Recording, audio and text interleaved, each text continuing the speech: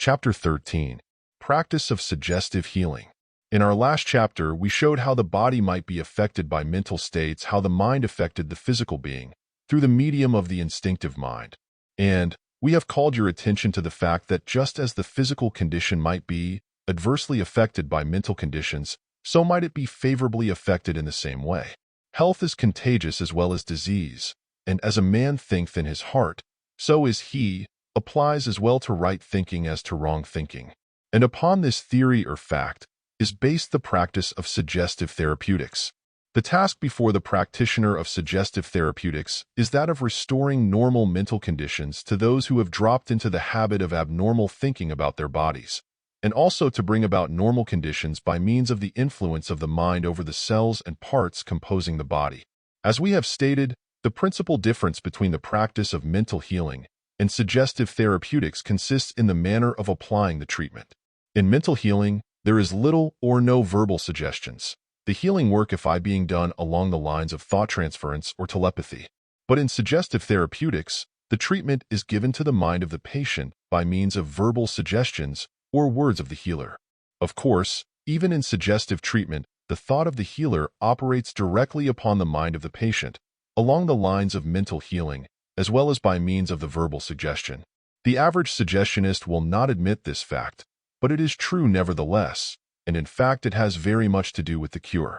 The verbal suggestion is often necessary in order to make the deep impression upon the minds of some patients, but the healing mental force goes along with the suggestions, whether or not the healer is conscious of it.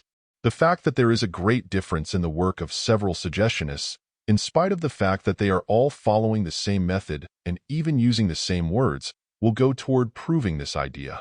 Now, right here at the beginning, in order that there may be no misunderstanding, let us say that suggestive therapeutics, pure and simple, has no connection with hypnotic suggestion or hypnotism. Of course, there are suggestionists who combine the two, but there is no use in it, and much to be urged against it. Hypnotism plays no real part in the practice of suggestive therapeutics. Hypnotists have found that when they obtained the hypnotic condition, they could suggest health to their patients with effect, and they naturally supposed that hypnosis was a necessary precedent to the treatment and cure. But investigators have proven that the suggestions are just as effective when given to the patient when he is wide awake and conscious, and when there is no attempt to produce a condition of hypnosis. We urge upon our readers to divorce the idea of hypnosis from that of suggestive therapeutics in their minds. There is no real connection between them, and there are many reasons why they should not be confounded with each other. And now that we have formed an idea of what suggestive therapeutics may do, and what it is, let us turn our attention to the methods of applying the treatment. Receptivity of the patient. The best results in giving suggestive treatments are obtained when the patient is induced to manifest a receptive attitude of condition of mind. Just as when one wishes to talk earnestly to another about some matter of importance, he seeks to have his hearer in a quiet, thoughtful mood, rather than in the midst of worries, perplexities, business cares, etc., when his attention is diverted away from the subject under discussion. Just so should the healer endeavor to have his patient maintain a calm, relaxed, peaceful frame of mind during the treatment. Attention. The patient should be induced to give the healer his entire attention, as the measure of the effect of the treatment depends largely upon the degree of attention given and obtained.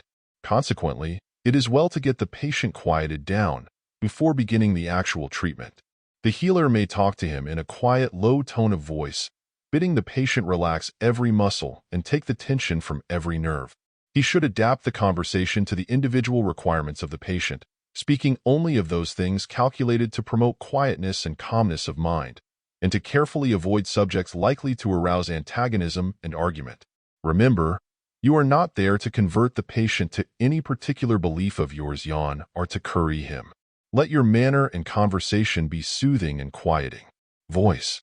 The healer should pay much attention to cultivating a good suggestive voice. It is difficult to describe just what is meant by this term, but a few words of explanation may be of value. We do not mean that the healer should endeavor to become a skilled elocutionist, but we do mean that he should be able to throw feeling and earnestness into his tone. He should endeavor to have his thought and desire so permeate his tone that the vibrations may be felt by the patient. His tone should be vibrant and strong, not necessarily loud, but possessed of that peculiar quality that we call strength. The words should fairly vibrate and penetrate into the mind of the patient. A mental state of forgetting oneself and concentrating the whole mind on the meaning of the words used will produce the result. Practice, of course, improving the gift and faculty. The tone should be tense. The following exercises will aid the suggester. Imagine yourself as treating a patient by suggestion. Imagine the patient as sitting in a chair in front of you, or else reclining on a couch with you standing or sitting by his side. Then give him the suggestions applicable to his case, telling him just what result to expect to accomplish, and telling him firmly and positively that the result will be accomplished. Pick out the key words of the suggestion, that is the strong, vibrant words that you wish to stand out in his mind during and after the treatment, and practice repeating them until you feel that they are vibrant and intense, with the real meaning and intent. Take the word strong, for instance. For it is a word that should be used frequently in suggestive treatment. Repeat the word several times, increasing the intensity and earnestness at each repetition. Thus, strong, strong, strong, strong. Practice until you can fairly feel the vibration of the word throughout your entire being, until the word actually objectifies the thought behind it. Then take the word well and practice upon it in the same way. You must not repeat the words like a phonograph or parrot, but must endeavor to feel what you are saying. Practice this frequently, and you will begin to find that you will acquire a vibrant, suggestive tone that will make your words ring with intensity and cause them to be felt by the patient.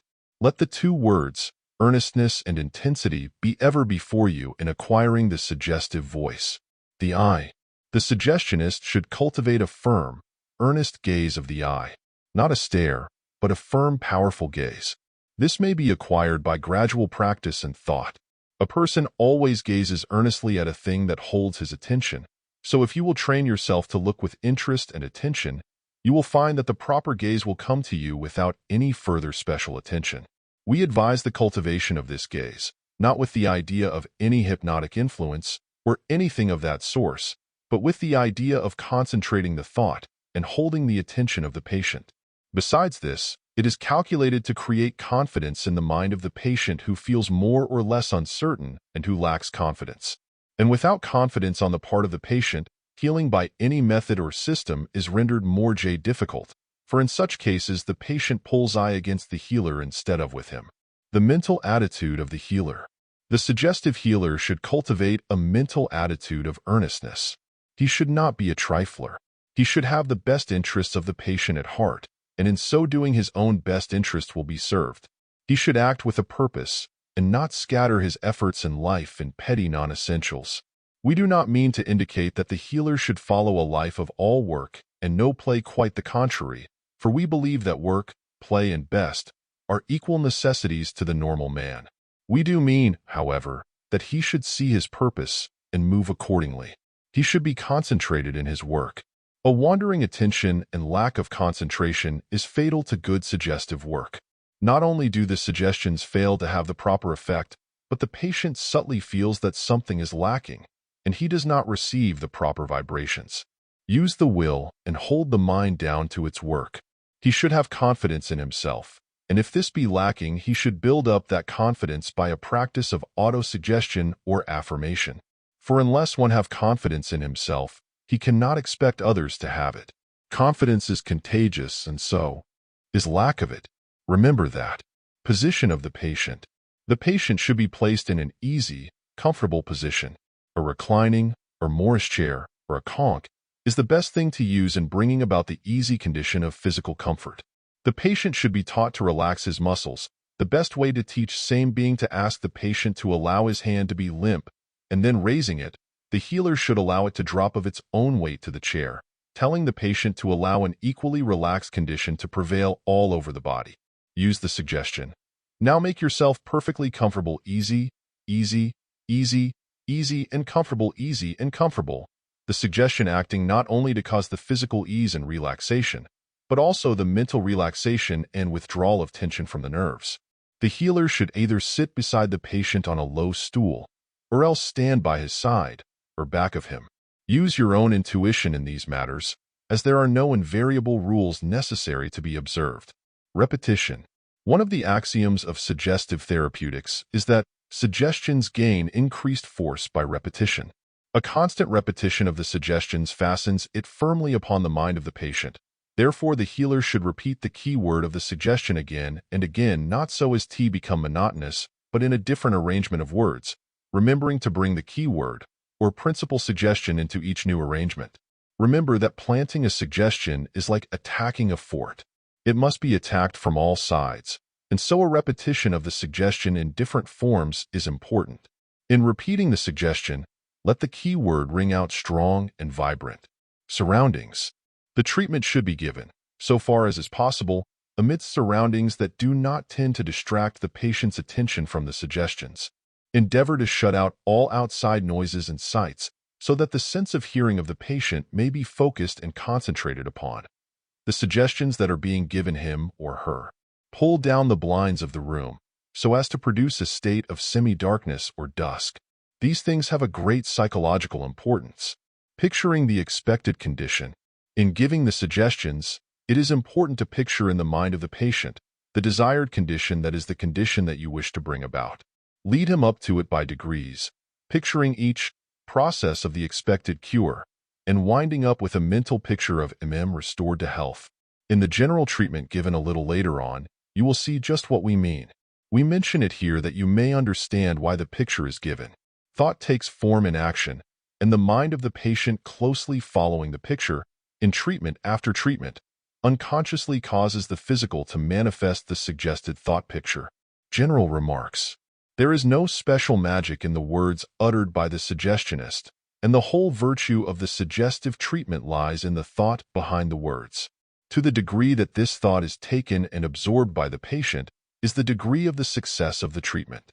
Therefore, it follows that the degree of success lies in the degree of energy and earnestness that the healer puts into his thought, and the degree of earnestness and energy whereby the thought is conveyed by the words and otherwise from healer to patient. Of course, there is a constant mental or telepathic transmission of the thought, but the effect is heightened by the strong suggestive words of the healer, and the combination of the two is a powerful one. The patient's mind should be constantly directed to the conditions expected and hoped to be realized, and therefore this is an important rule. Never make any reference to the diseased condition during your suggestions, but always speak of the condition as you wish it to be. Lead the mind away from the present condition and place it upon the expected condition. You thereby place an ideal in the mind of the patient, which he will, unconsciously, endeavor to live up to. Do not neglect to observe the above rule, for it is most important. Make no negative suggestions or denials, but always make positive suggestions or affirmations. For instance, do not suggest, "You are not weak," etc., but on the contrary suggest, repeatedly, "You are strong." Do you see the difference? The reason lies in the fact that by repeating the word of the thing you would deny, you really affirm its existence and direct the mind of the patient to it.